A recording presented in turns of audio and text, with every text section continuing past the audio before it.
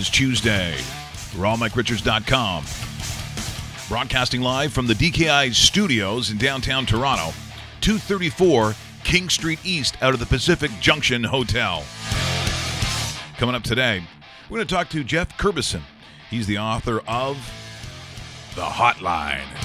Some people like Hotline. Which hotline? No, not those hotlines.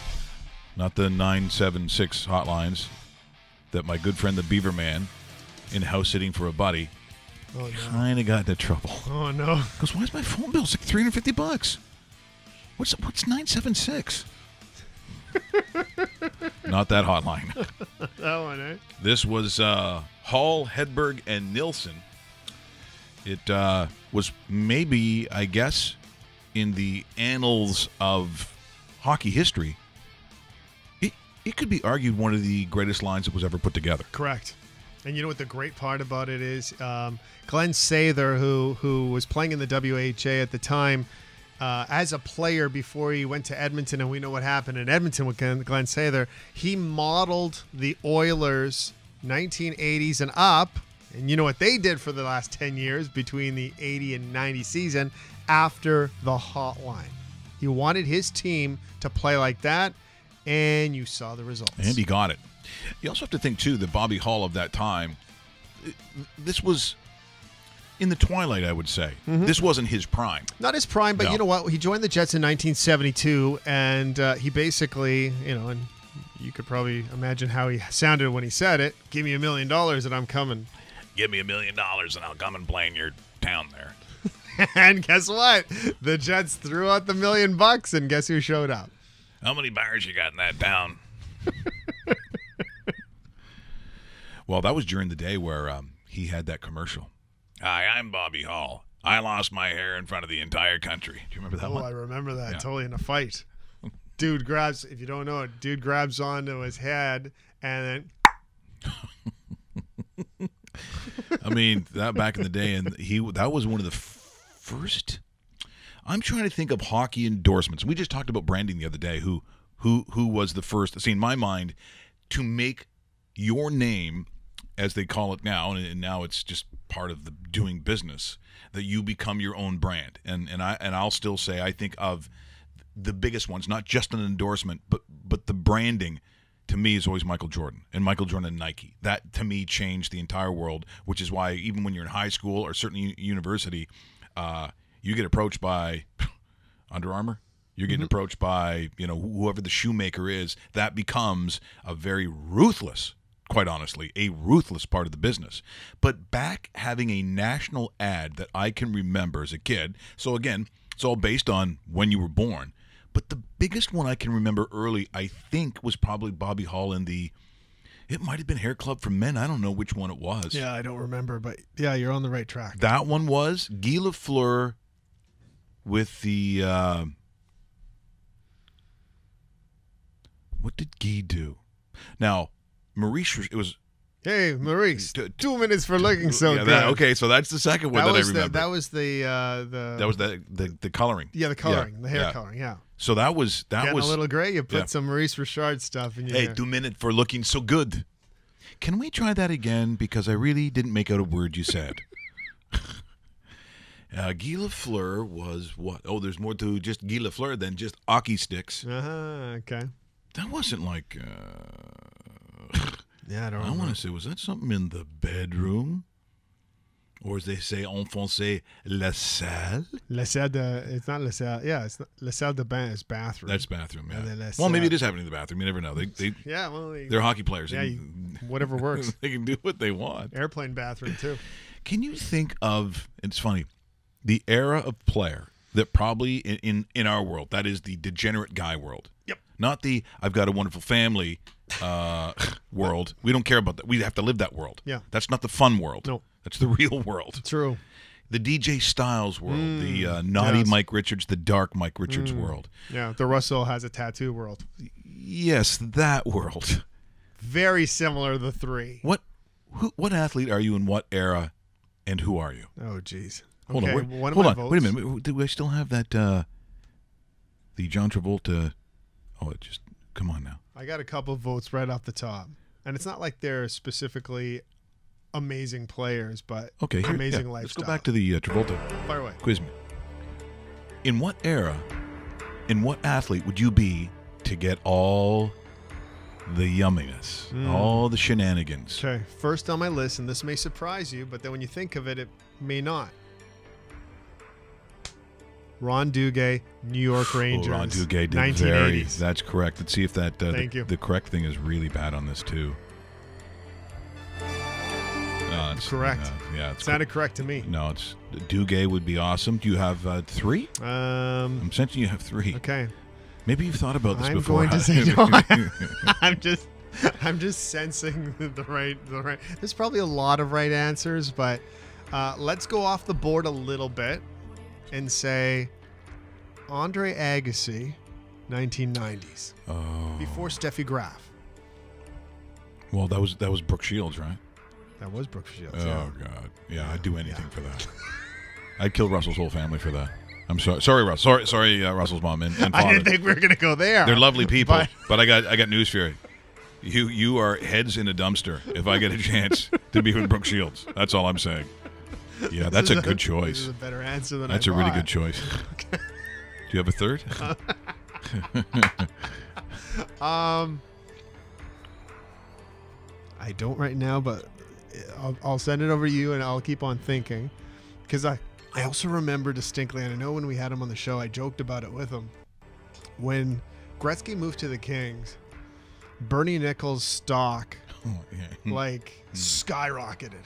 And I remember him in the 91 season cruising around downtown Winnipeg with a couple on his shoulder. Oh, yeah. Not one. We got to get him back on. A couple. Yeah. Wearing a full pink suit. Oh, yeah. And he had the long curly Yeah. hair. Blonde. Yeah, and it was like Bernie was, wow. That's showtime Yeah, right there. that's big time showtime. Now, maybe a lot of people didn't kind of see that perspective, but when I saw Bernie Nichols doing that, I wanted to buy a pink suit too. There you okay, go. That's right. That's what happened. That's how awesome that was. We got to get him back because guess what? I think he'll talk about stuff. Of course, I think he will. If I'm looking at of the time, getting the most of what I would like to get, then I got to go Broadway Joe, Joe Namath. Geez, I think Joe Namath with it. That's one that was in my wheelhouse. Yeah. That I should have sniffed that one out. I think I'm going Joe Namath. I think I'm going.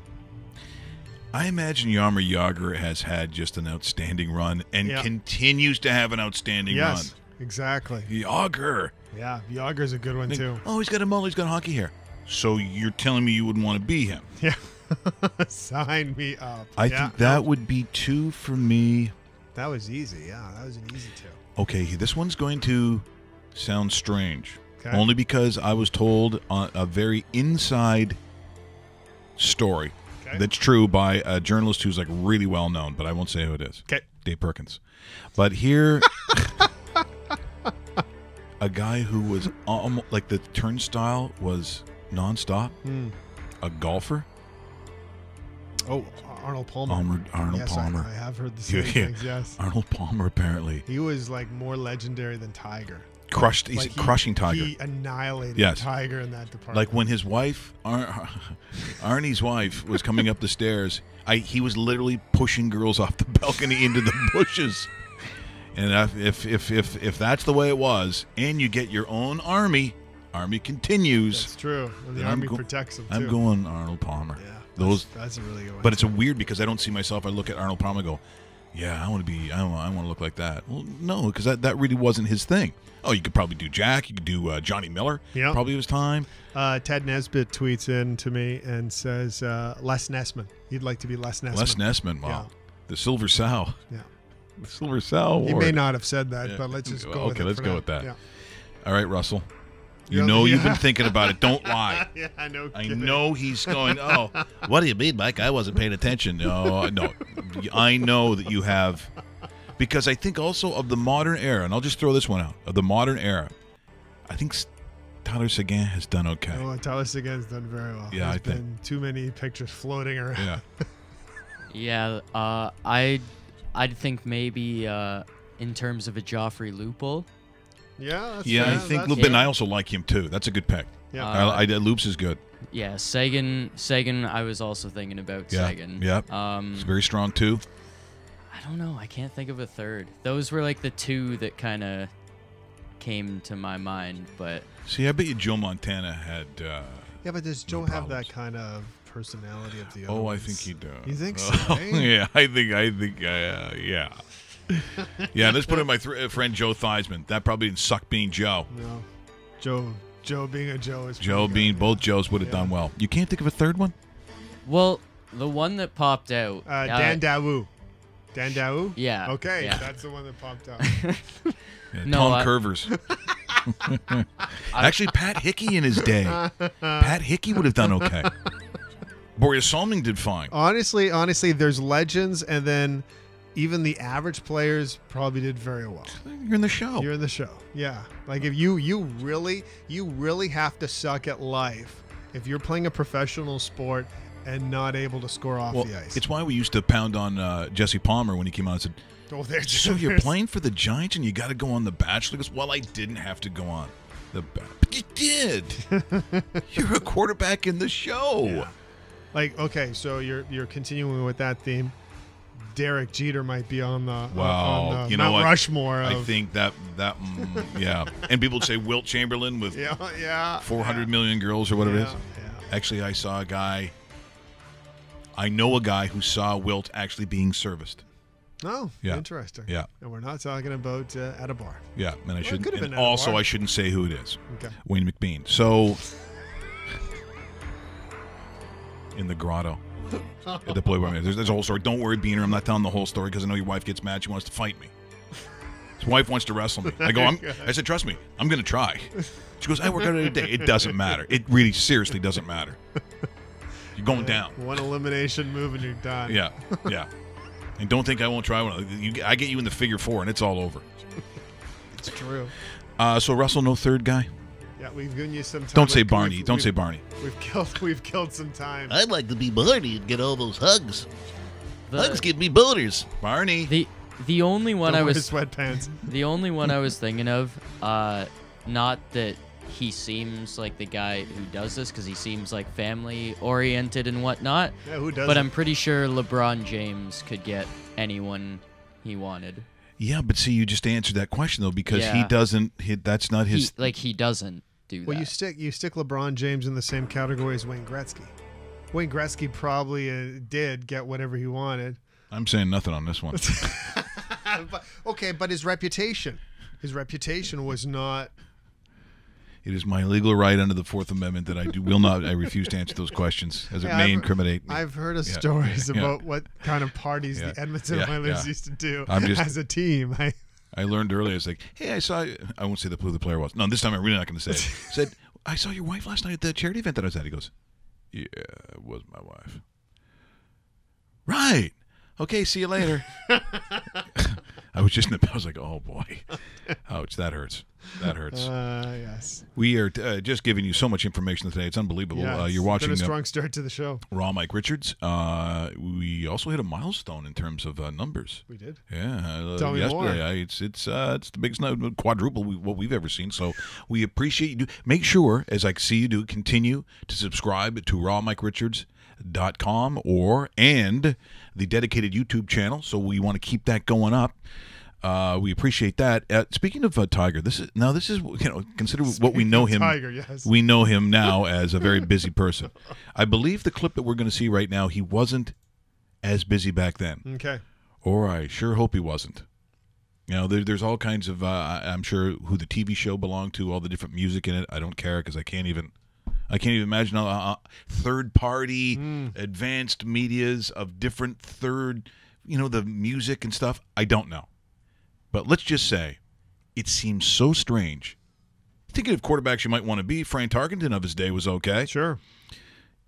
The show was called That's Incredible. I'm pretty sure it was ABC. It was hosted by former Minnesota Viking quarterback Frank Tarkenton. Oh, I remember watching this. Yes, I do. And then he has a future golfer almost on his lap. A young Tiger Eldrick Woods. This is Eldrick Tiger Woods, and Eldrick is an accomplished golfer. He wins tournaments on a regular basis and has shot close to par on 18-hole courses. Just a lot of babes. Incredibly, Tiger here is only 5 years old. And has Loves 27 Denny's. loves We have the 9 o'clock starting group, the youngest contestant ever. He's 5 years old.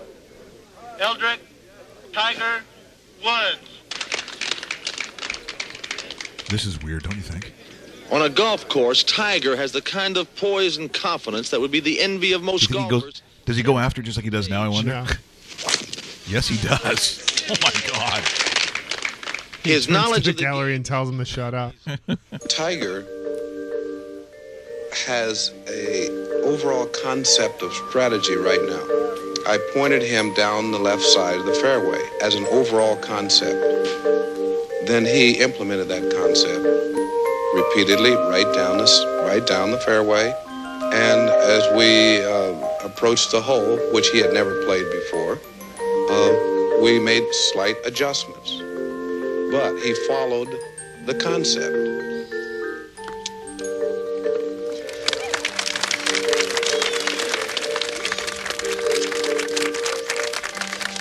Years old. When he wants to hit something, he hits it where he wants to hit it, not only where, but how he wants to hit it. Par, par, par. Okay, you gonna make a par on the last hole? Uh-huh. Okay, all right, let's go do it. Okay. Doesn't that I don't know, I feel weird watching that. Who the girl in the gallery? Tiger, I told you. She got big num-nums. All right, concentrate. Make adjustments, Tiger. I'm hungry. I want to go to Denny's. Again with the Denny's, Tiger? Really? Okay. Must have gone there a lot as a kid, right? I mean, Maybe. you get in there before 11, you're getting the breakfast special. Yeah, I guess. Oh, yeah, he was ordering off the menu, too. Before we get to Jeff Curbison, he's going to tell us about the hotline that, of course, Hall, Hedberg, and Nilsson, the Jets, who, you know, even though the WHA, we saw what it was in terms of its briefness, it was groundbreaking of that time. Like, massive. I couldn't even believe what I was hearing. And that franchise basically built the league because of Bobby Hall signing. We'll talk to him because that's monumental in hockey history, not just Winnipeg Jet history. Like $1 million. I'm like, they're not paying a hockey player $1 million. Wayne Gretzky, whoever that is, he's not getting $1 million. I used to think it was Gord McRae. They used to call him the Bird. He was backup goalie for the Leafs. I heard one time he made $65,000 a year for sitting on the bench. I'm like, I can do that. I can do that. The line was called the Hotline. So you had Hall, Hedberg, and Nilsson at the beginning of an era where all of a sudden we started seeing these Europeans show up. Yes, exactly. You Great know? point. And you have to remember back in 72 where we just knew nothing about them, especially the Russians. Then all of a sudden you see, Boris Salming came over, Inga Hammerstrom. But then you get to the Hedbergs and the Nilssons, and then the gates open up. Mm-hmm. But this was very new of its time. We didn't really know about their style of hockey, how they played, but they showed us. Here's a clip once again. This is the back to the Avco Cup, I believe, 1978, featuring the Hotline, which is Hall, Hedberg, and Nilsson. Afterwards, we talked to Jeff Curbison, who writes about this very subject. Now it's Nilsson at his own line for Winnipeg to Hedberg, down and across the New England line, puts on the brakes, back to the point. Kent Nilsson shot, right on, score! Bravo, Hall, locked it in, or was it old Nilsson? The puck is flipped high down the ice, racing after it. Here's an opportunity to score as the New England Whalers' George Lyle raced after it, caught up with it, and beat Joe Daly to the stick side. Rogers makes a terrific play here on, or Mark Howe makes a terrific play here on Nilsson. He poke checks him there, but Hedberg's following up the play like a good hockey player, and he's got a whole empty net to shoot at, and he hasn't missed too many of those. Well, there it is. That was the line once again.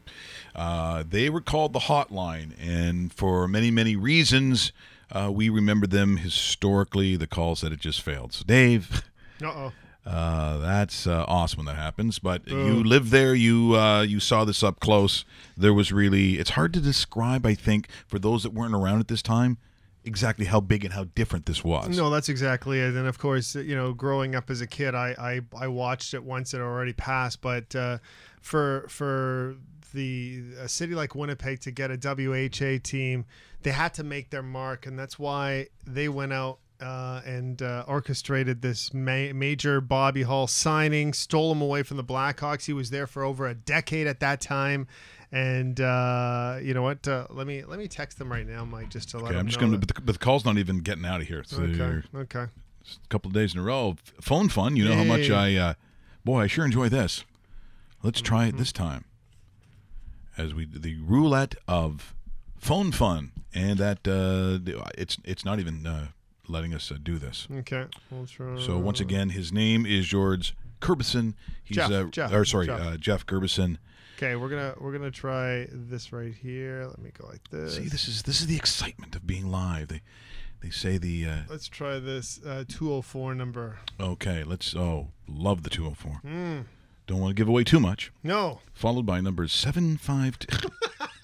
And the number is 799-1111. Okay, let's try. Yes, so 72, they joined the WHA. Their success actually leads them, along with the Oilers, Nordiques, and Whalers, as the 4 teams from the WHA that merged into the NHL in the 1980 season. The WHA, I think there might be some listeners, depending on their age group, probably aren't really even familiar with that league. I am looking for Jeff Curbison. It's Mike Richards calling from Raw Mike Richards. Oh, hi, Mike. I just got a note from Dave. He said he tried my landline, didn't work. Do you want me to call you back on my landline? No, this is working fine if you're okay. This is great. You sound fantastic. And just so you know, here's a little surprise party for you. And we're live on camera right now. So if there's if there's someone that you don't want to say something nice about, you can refrain, or someone who said something bad about your book. I'll just wait for your questions. Okay. We just saw a we just saw a clip of that time, and I think Jeff, sometimes it's for a younger generation who didn't really understand how groundbreaking and how different that was. It almost seems surreal. I mean, for me, at the age of 55, when I heard about the WHA, it was hard to get my head around the fact there would not only be competition for the National Hockey League, but the thought of $1 million to play hockey. It blew my mind, and I think I look at that line in the sand and just how really this was the start of what we're actually experiencing now in terms of foreign players, money's played. This was the beginning of it, I think, to a degree. Well, geez, I totally agree with you. I mean, that was the whole idea behind me writing the Hotline book, in that that these guys were groundbreaking in that they played a hybrid North American European style of game, and a kind of game that no one played, except maybe the Montreal Canadiens a little bit. And that was at a time during, kind of hockey thuggery. And so it was, I mean, you're talking about you played against those guys. They were virtually impossible to stop because no one had seen that. Because in the old days, people went up and down their wings like you did in table hockey, and nobody crisscrossed and nobody went into somebody else's space. And if Fran Huck was here, he was a member of those teams at the Winnipeg arena closing in 2004, and he said to the whole people there gathering, he said, "You guys were watching the best hockey in the world. You just didn't know it." And you also bring up a different point, because it was hard for us to accept that. I go back to what we saw in 1972, and I'll give you a little background on myself. My uncle, Guy Kinnear, was one of the legendary trainers of the Leafs at the time, and so working under Harold Ballard, of course, he hated all the Russians. He hated anything to do with Europe. I mean, it's just the way that he was, a true curmudgeon. Except during that one summer, my uncle says to me, "Geez, you won't believe who's going to be coming over playing for the Leafs." And of course, I'm thinking, well, it can't be Russians. Well, here comes Inga Hammerstrom and Boris Salming, and we start to again appreciate just the excellence in the skating, puck handling, and the creativity. And I think from that point, when you look at how the game had changed, that's another, I think, almost milestone in that we started to accept that maybe, just maybe, our technique in hockey wasn't the best in the world. Well, it's funny you talk about Ballard, because Ballard hated all the Swedes and Europeans except Salming. he loved Salming, and he didn't like Hammerstrom. No, no, he didn't. Thus, the eggs not breaking if they were in his pockets in the corner crack. Yes. Yeah, but I talked to Tiger Williams about this a couple of years ago, and he loved Hammerstrom. He thought that he was totally underappreciated. Thought he was one of the most skilled guys around, and he was furious at how the league didn't protect Sweets, because he said, we're trying to run these skilled guys out of the league that make our game better at the expense of a bunch of thugs. And if people are paying to watch hockey, he's the kind of guy you want to see play. And so Williams, he was a big supporter of Europeans, both in Toronto and in Vancouver when he was there. And it's one thing, to talk about Salmi and Hammerstrom is one thing, but the true trailblazer, and if you ask Hedberg and Nilsson, this was Tommy Bergman. Because Tommy Bergman came over in '72 by himself to Detroit and made that team, and he didn't have anybody else with him. Like Ulf Nilsson, Anders Hedberg had Lars-Erik Sjoberg and Kurt Larson. Hammerstrom and Salming had each other, but Bergman just thought, well, I'll go and learn English and I'll give it a shot. And my favorite story about him was that early on in the season, he went into the corner and they were playing Philadelphia, and he got cross-checked from behind, and he turned around and he said, okay, let's go. And he fought this big guy with a mustache to a draw, and he got back to the bench after the penalty. It was over, and everyone said, are you crazy? Do you know who that was? And he said, well, I only know Bobby Hull and Bobby Orr, so it wasn't one of those guys, so I have no idea who that was. And they said that was David Hammer Schultz. He led the league last year with 450 minutes in penalties. And Bergman said, well, I don't know who he is, but he shouldn't have cross-checked me in the corner. Yeah. Great story, Jeff. Hey, great talking to you this morning. Whose idea was it from the Jets' perspective to roll the dice on Hedberg and Nilsson? Because obviously those were, 2/3 of the legendary hotline, but nobody could have thought these two unknowns from a different part of the world come over to play with this hockey legend to form one of the greatest lines in the history of the game. But who gets the responsibility tag of taking a chance on these guys, bringing them over, and obviously convincing them that, maybe this little town called Winnipeg in Canada is the place for you? Well, there's a few guys. One of them is Billy Robinson, who was the Jets director of player personnel, and he told Jerry Wilson, who had a brief career himself with the Montreal Canadiens, and Kerry Wilson was his son.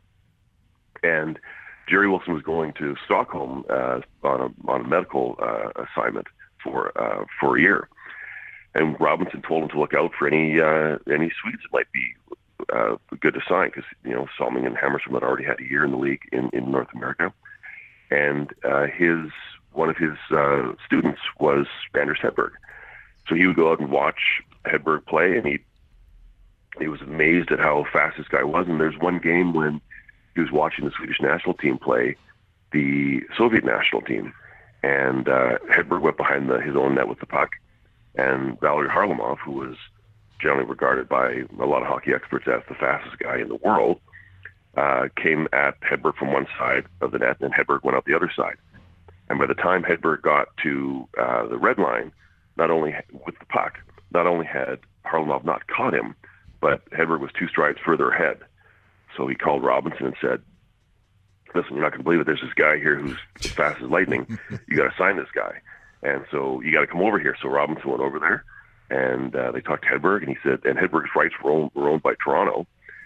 And he said, do you want to come to Winnipeg? And Hedberg said, I'd love to come. Can I? And they said, well, who would you like to bring with you? Make it easier. And he said, well, there's this guy, Ulf Nilsson, who I've never played with, but he's the best centerman here. How about that guy? And they said, okay, well, we'll sign him too. And then they talked to Lars-Erik Sjoberg, who was the captain of the Swedish national team. Yeah. And he said, yeah, I'll come too. And, kind of Kurt Larson was the goalie, kind of a throw-in, but they all decided that they could go, if they all went individually to the teams that own their rights, they would just kind of be put into that team system. But if they came over as a group, they could maybe have an impact on changing the way the team played and playing the way they like to play. And so that's what they did. And that same season in Winnipeg, they had Veli-Pekka Katola and Heksi Vioranta from the Finnish national team. And a couple years later, there were 3 or 4 more Swedes. And so there were more Swedes and Finns playing in Winnipeg in the mid-'70s than were in the rest of North America.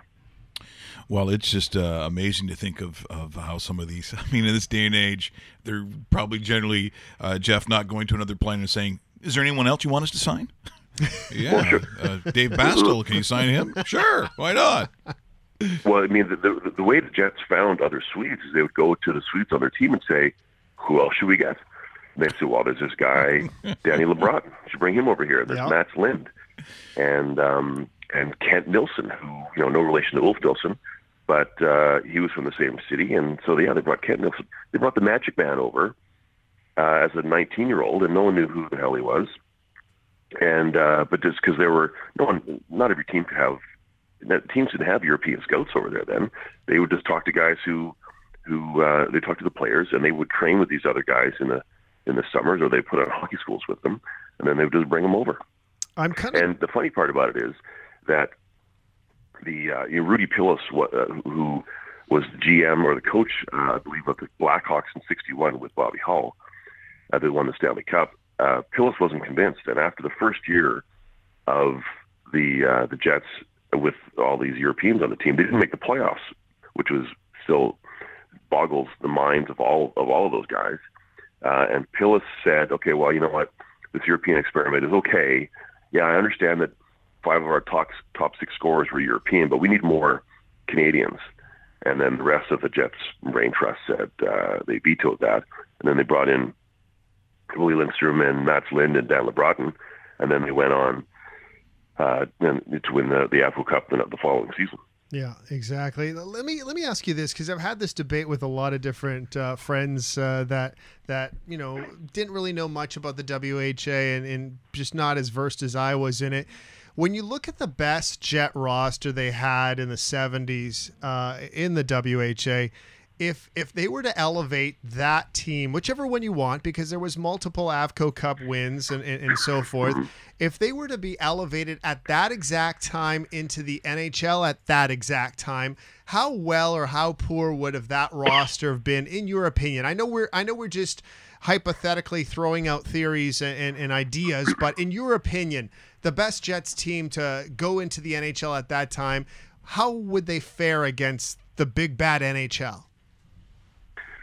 Well, the best team, I think, without a doubt, would be the 77-78 team. And that was led by Hull, Hedberg, and Nilsson on the first line.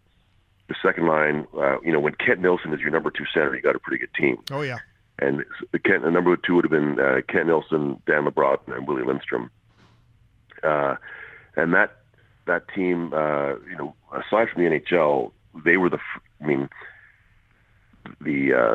key time in that season was they went to Tokyo and played 3 games against the Soviet national team, which was the best that the Soviets had to offer. The previous year, on the New Year's Eve game, the Red Army team had come and played the Montreal Canadiens and tied 3-3 in a game a lot of people consider to be the greatest game of all time. So after they played 3 games in Tokyo and the Jets lost all 3, 2 of them were pretty close, and they came back to Winnipeg and played on January 5th, 1978, and played the Soviet national team. And the Jets beat them 5-3. And they became the first club team to beat the best the Soviets had to offer ever. So I know it was just one game, but the hotline was +5. Hull had 3 and Nilsson had 2. And the line of Harlamov, Petrov, and Mikhailov, which was generally regarded as the greatest line at the time, was -5. And Viktor Tikhonov pulled that line off from playing against the hotline. So if they can beat the best team in the world one night, I think a lot of other people I talked to agreed with me that the Jets would have been, that would have been a 17-team league, I think, at the time. Yep. The Jets would have been a top 6 team. Maybe they couldn't have competed with the Montreal Canadiens, who had on the goalie front. They might have had another defenseman or 2, but certainly from the point of view of high octane offense, the Jets were right there. And after, I don't remember if it was after the 76 or the 78 season, but the Jets issued a challenge to the Canadiens saying, listen, the Stanley Cup is a Challenge Cup. Let's do it. And the Canadiens, of course, would have had nothing to gain from even acknowledging that request. Totally ignored it. And Hull said to me that he didn't think that they could necessarily beat the Canadiens, but they certainly would have put on a hell of a show, and they would have showed how hockey can and should be played to counter, the impact of the Philadelphia Flyers and the Broad Street Bullies and the Birmingham Bulls and teams that were playing much less on skill and much more on intimidation. So it would have been fun. And Hedberg told me he would sit at home sometimes on Saturday night and watch the Leafs play and think, geez, we beat those guys. Yeah. And it is a great point. Like I said, it's sort of the blue sky thing. You're spitballing stuff. We're throwing it out there hypothetically. But you're telling me that I wouldn't want to have seen just how close the Jets would be to, the Flying Frenchman, because it would have turned into a track meet, which, quite frankly, is a lot of what we see now in the current NHL. And you look at teams like the Bostons and, as you mentioned, Philadelphia, who wanted to slow that thing down, punch everyone in the face. Well, if you can't catch them, it's kind of tough to do. So that would have, as you said, at least at this point, a lot of fun to see skill versus skill. Obviously, it didn't happen and never could happen, I guess. But that's what makes this, I think, so magical. I think your book touches upon a lot of those kinds of things. But I'm just curious, because Bobby Hull has so much in legend and lore, most of it good and some of it not as good, maybe. And I think that when I look at, that time for him, are we saying then, if we're going to be fair about it, when he finally goes to the Jets, he's obviously not the youngest guy. So was that the twilight of his career? Is that fair? Well, listen, after he came to Winnipeg in 72, and they had their first year was pretty good. They lost in the Africa Cup final, and he scored a zillion points. Of course, after it took him a month to be able to play because the NHL was fighting him in court. But the second year was a bit of a dud, and the team took a step back. And I know he was thinking, what have I done? I could have stayed in Chicago. I could have been playing with all these guys, and he was considering hanging it up then. And then he got a call from Billy Sutherland saying, "Listen, we got these two suites. You should go for a skate with these guys at the St. James Civic Center." And he did. And from the first time they skated together, they all played a similar style of play, and Hull was always all over the ice, so it worked well with those two suites.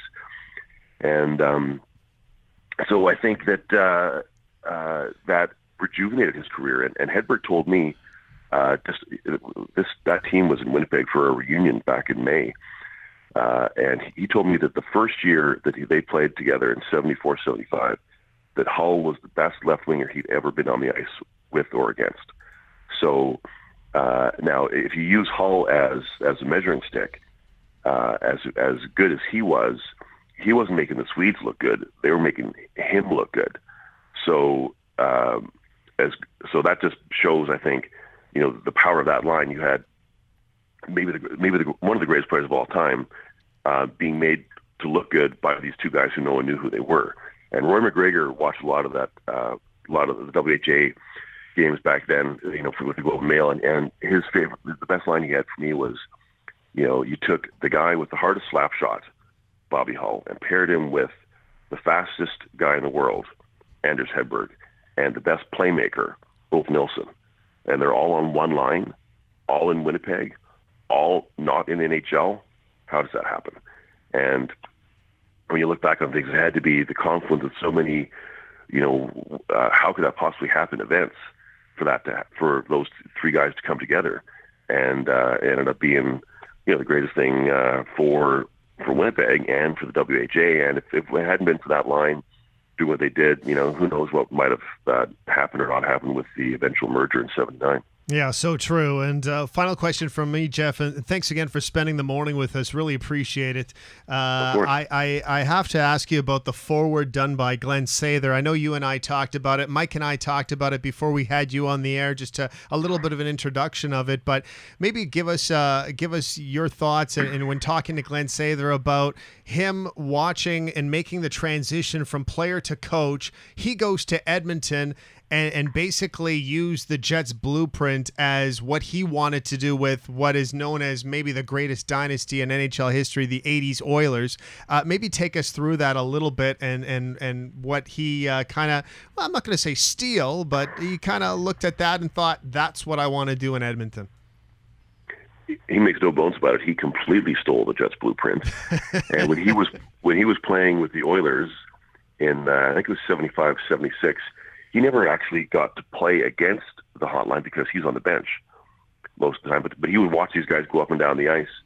And when he got promoted to player coach, he decided that that's the way they were going to play. And Gretzky told me when he got there that Sather said, "Listen, we're going to do what Winnipeg did in Winnipeg." And so they set about to draft players who could play that style of play, who could play. You had to be quick, you had to be able to take a pass, and you had to be able to move the puck.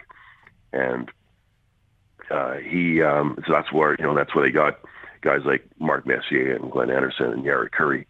And there were two guys who were on the original blueprint, Willie Lindstrom and Ken Nilsson, who ended up in Edmonton later on. So, I mean, it couldn't have been a smoother transition for those guys. Just to, here's how we play. You know how it is because you guys created this style. So he told me that Edmonton won 5 Stanley Cups with that blueprint, and he makes no bones about it that was a complete ripoff with a bit of Montreal Canadiens flavor thrown in there also. But he saw it up close, and he thought that's the way hockey should be played. He had been through some of the rough and tumble times in the NHL with the Bruins and the Flyers. He had seen some of the goons like Bad News Bilodeau and other players on the Birmingham Bulls, and he thought, listen, this is a beautiful way to play. It's a possession kind of game. I can't do it. I can't do it myself, but we're going to get guys who can play that kind of game, and they did. And obviously, the 84-85 team was voted as the greatest team of all time, right? Mm-hmm. That's right. Jeff, thanks so much for joining us here this morning. I really appreciate it. I really enjoyed this interview here today. I'm sure the book is fascinating, but the topic itself, to me, I think if you're a hockey fan, it's basically a must because it explains a lot of as you just mentioned. If Slats was influenced at that point, moving on, then you have to like one of those family trees where this begat this, who begat that. I mean, it kind of starts a lot of that, and of course we know what the Oilers did, and we understand exactly what that kind of hockey was. And if it starts here, then that I think is really a remarkable story. And Sather, I mean, everyone regards Sather as a genius. Well, if he's a genius, what are the guys in Winnipeg in '74? I mean, those guys obviously were ahead of their time. And if there was a national TV contract with the WHA in '78 that could have showed that game with the Soviet national team, then I think we'd be talking about a different greatest game of all time. But the problem was the WHA and the NHL didn't get along. CBC was partnered with the NHL, so CBC showed St. Louis versus Spartak that night when the Jets played the Soviet national team. Do you guys know who won between St. Louis and Spartak? Okay, I didn't even realize that was a game. The answer is it doesn't matter. No one cares. Yeah. Because it was two 14th place teams, but unfortunately, only 10,000 people in the Winnipeg Arena saw that game, and a few thousand more on local TV. But so unfortunately, a lot of it has gone down in kind of folklore. But guys, people who are at that game will say that was the greatest game of all time. Well, it's just great stuff. Jeff, thanks so much for joining us here this morning. Really appreciate it. Hopefully we can catch up with you again soon. But it was wonderful here today, and I look forward to reading the book, and I appreciate it. Anytime, guys. Thanks a lot. Jeff Kurbison joining us here today. The book is called The Hotline, How the Legendary Trio of Hall, Hedberg, Nilsson, and it really transformed the Jets into, well, it's almost, you can't say myth because they saw it. But the reason I use that word is what he just described. If you're telling me in Toronto between 1972 and 1979, which is my era, that I knew what was going on in not only the WHA, regardless of the Toronto Toros, that I saw what was being produced, that I was familiar with the Avco. If you'd asked me what the Avco Cup was in those days, I said, "Does that have something to do with vacuum cleaners?" No. I wouldn't have known, Dave. And so, therefore, the stories you hear, it sounds mythical. But for those who saw it, they know it was real. Yeah, it sure was. And it still gets played every once in a while. There's some really good documentaries on it. Ed Willis has a fantastic book called The Rebel League. It's about the WHA, and a lot of it has to do with the Jets. And Jeff's written a masterpiece. Once again, it's called The Hotline. It's available on Great Plains Publishing. It's been out for a bit. So definitely, if you get a chance to pick it up, it's still in good bookstores anywhere. Go right to the publishing company. Pick it up. It's a fantastic read for anybody that likes a stick and a puck. That's the highest recommendation I could give. I think if you're a true hockey fan, I mean, I think a Liam McGuire would probably look at this book and not only would know a lot about it, but he would tell you this is a hockey book I think you need to have. You're watching RawMikeRichards.com either on the website or the dedicated YouTube channel. Let me tell you something else that I believe is legendary. Sure, not the same status or stratosphere, but the athletic ability of someone in the Canadian Football League I always appreciated. Maybe not the biggest name, but I always loved this guy, Dave Stala. Dave Stala he played at this point for the Hamilton Tiger Cats. Also played in Montreal, but he was a real gifted athlete. I mean, the guy was a natural born athlete. Did I love it when he scored? Of course, because I'm a Ticat fan. But I loved the celebration even more, including the hacky sack edition. To the end zone, a touchdown. Dave Stala's first of the season. And that's impressive. Little hacky sack in the end zone. Stala, great offseason. This was shown on ESPN. I think Fox picked it up. This celebration went everywhere. Knows how to use that motion. He did it more than once, too. Jam. And after using his hands, very adept at using his feet as well. Not bad, eh? Listen to Blackie trying to make it sound legitimate. Rod, I got to tell him about that one. He's awesome. Football this weekend. What do we expect from Johnny Manziel? Mm-hmm. We expect him to continue to build off of what he's been doing. I'm not going to sit there and call a Montreal Alouettes win because it's only happened one time in the last 19 games. But you know what? I don't know. It's becoming like a hell of a lot more watchable. The Montreal Alouettes, I'm talking, and we're probably going to hear some Darrell Carter news shortly. There is some talk that he has been in talks with the Alouettes, the Argos, and another team. But I'm guessing he's coming east more than west. It's a tough task, though. You're in Edmonton. Edmonton's already 16-point favorites against the Alouettes. I would go as far as saying if that number sticks around that number, I would take the points and the Alouettes on this one. Yeah, it's tough when they start getting those big double-digit numbers. That's does it happen in the CFL? Yeah, of course it does. It's the CFL, but if there's any defense at all, trying to cover that 16 points could be difficult. And the other thing, when I think about Johnny Football, is probably he must be thinking, God, this is just like Cleveland. Well, but Cleveland, Dave, has come up with an idea. Cleveland has they're very creative. And the way I look at it, if I'm going to appeal to a Cleveland Browns fan, there's got to be alcohol in it somewhere. So what have they done? So what they've done is, and this is a really creative presentation by our friends at Bud Light. Bud Light, exactly. Dilly. Throw it up here, Rusty. Basically what they've done is they've put in a number of different bars in the downtown Cleveland area, these coolers of Bud Light. And it has a lock and chain around each and every one of them. And on the front it says, when the Browns win, Cleveland wins. So as soon as Cleveland wins their first, if they win their first, which I think they will, first NFL regular season game, season starts in 3 weeks, by the way, somebody will unlock the fridge and it will be free beer for Cleveland fans throughout the greater Ohio area. Oh, that's a party time. There it is right there. They win, you drink. Although something tells me they're doing that anyway. That's pretty cool. Speaking of cool, I'm fascinated at times. I think most people are. Do you watch a lot of the Little League World Series? Because there's a certain time when and they're pretty smart.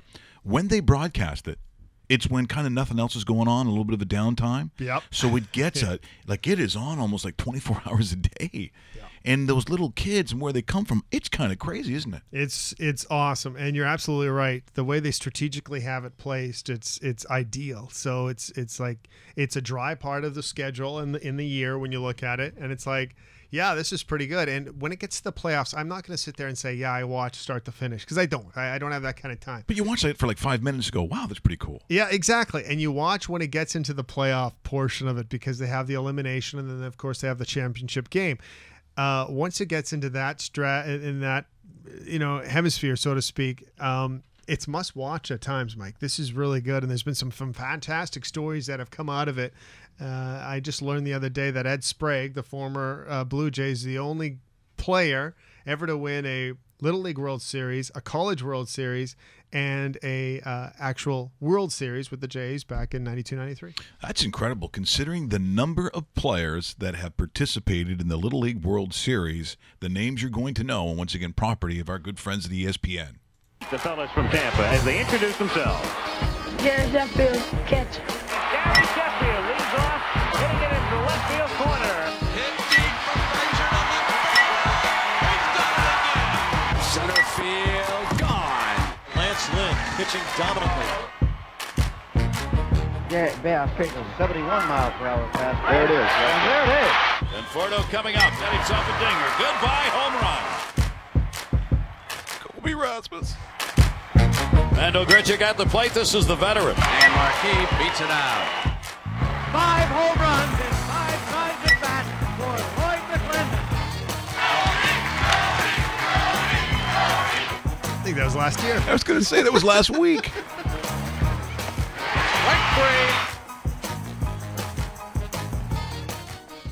Isn't that something else? That's awesome. Because as you mentioned, it freaks me out. I'm going, Cody Bellinger. well, come on. How old could that possibly be?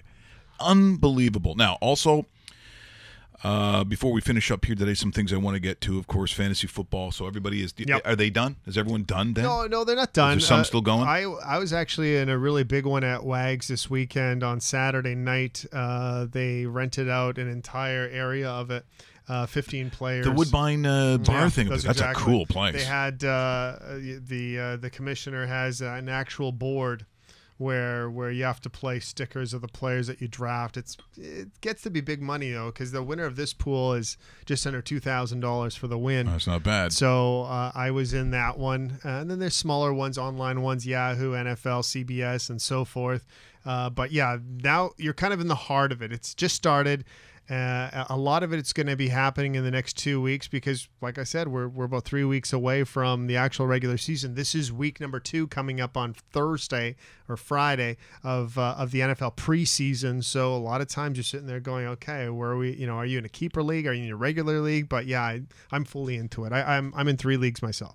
Well, of course, wide receivers, we know the names; they're pretty attractive. If you're going number, I would assume Antonio Brown might have been up there as a number one at that position. In that position, Antonio Brown is number 1. Correct. Yeah. Yes. So, and again, I think there's some intrigue this year. Odell Beckham, like, what do we expect? Is there going to be, issues with him controlling himself? Odell being Odell, yeah. Right. It's just, but. I go back, we just looked at the Little League World Series. Well, these guys were good early. Odell Beckham Jr., by the way, in watching him play football, if you ever see any of these highlights, he played every position. He played on both sides of the ball. He caught as many offensively as he did almost defensively, playing in the defensive backfield. Really remarkable stuff, Odell Beckham Jr. He is remarkable even back in the days as a high school athlete.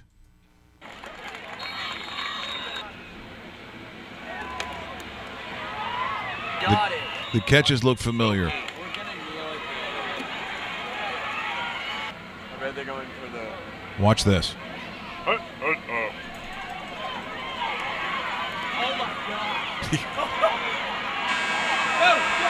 Oh my God, it's right.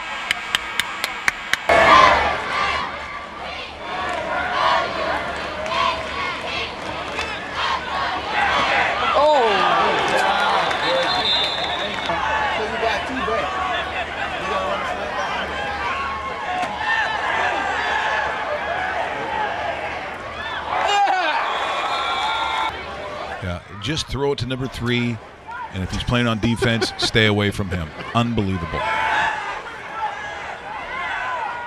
Yes, go down. Look at that. Oh. Yeah. That's high school, folks. That in the state of Louisiana, I believe, is where Wow. he eventually goes. Friday Night Lights, eh? Yeah.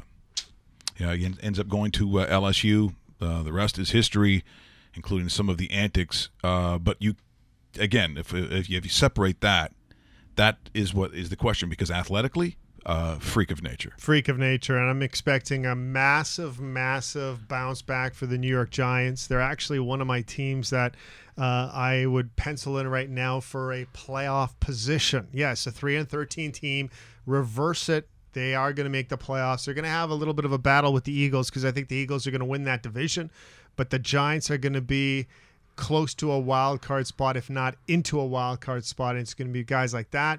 Barkley, drafted 2nd overall in the backfield, might be the best back we've seen in a long time coming out of college. I think it's going to alleviate some of the pressure of Eli Manning, who still has a little bit left in him, but he's getting close to calling time and closing time for Manning. But I think it's enough for the Giants to put together a 9-win season.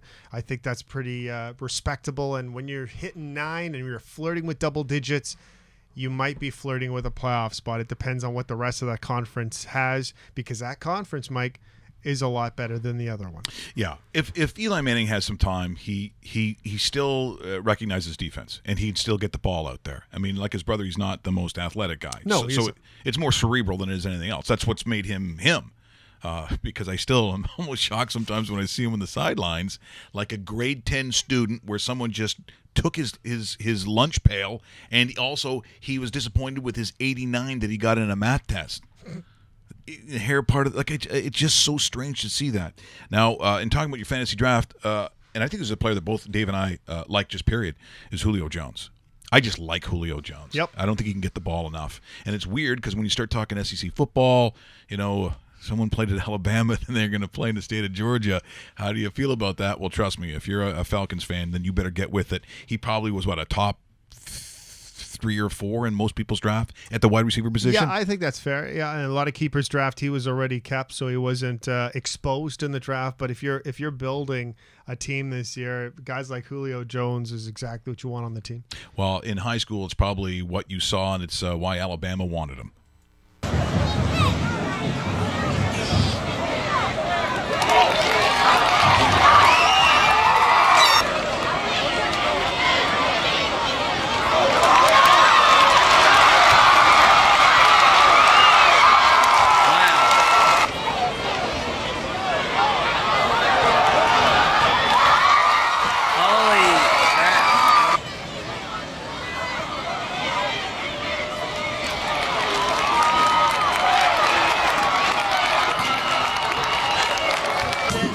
This is high school football, folks.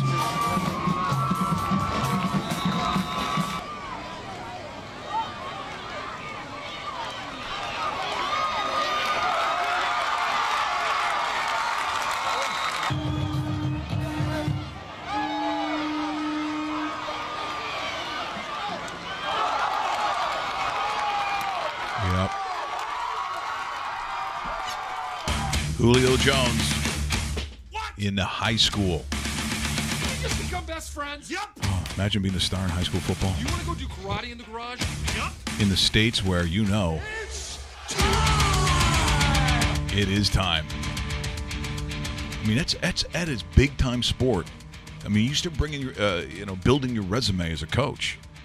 To maybe you go to JUCO, then maybe you go, varsity, and you go to big programs, or you start at Div 3. I mean, it's a long way up there, but it starts at these magnificent and huge programs that sometimes it's brought controversy because of that versus the education that they receive.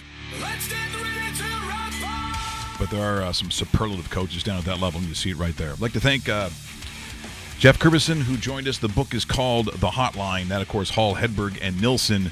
Available from which publisher? Great Plains Publishing in Friendly, Manitoba. Fantastic book. Join us tomorrow. Remember to subscribe.